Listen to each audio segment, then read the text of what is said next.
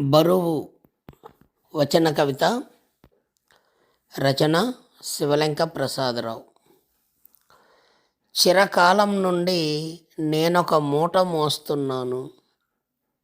ఆ మూటలో వజ్రాలున్నాయని, వాటిని కాపాడే బాధ్యత నాదని. ఎత్తులు, లోయలు, ముళ్ళు, ఎన్నో ఆటంకాలు, దారి పొడవునా సమస్యలు.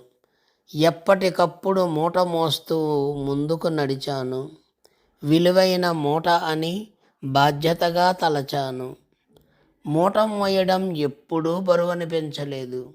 వ్యక్తిగత ఆనందం నాకు వేరు లేదు.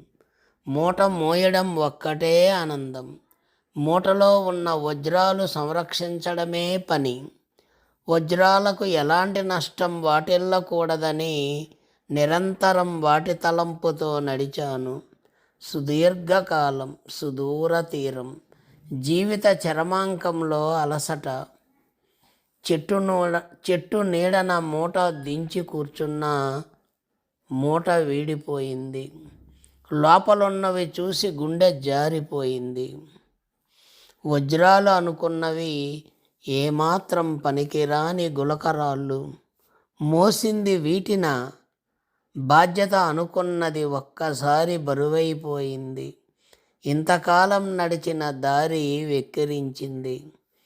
ఆ మూటలోనివి గులకరాళ్ళ, వజ్రాలు కావా? వజ్రాల వంటి బంధాలు కావా?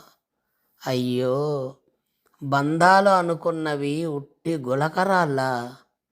అయ్యో, బంధాలు అనుకున్నవి ఉట్టి గులకరాళ్ళ. జీవితపు చివరి అంకంలో చేదు నిజం తెలిసింది. జీవితం చేజారిపోయింది. అనేక మానవ సమూహాలు.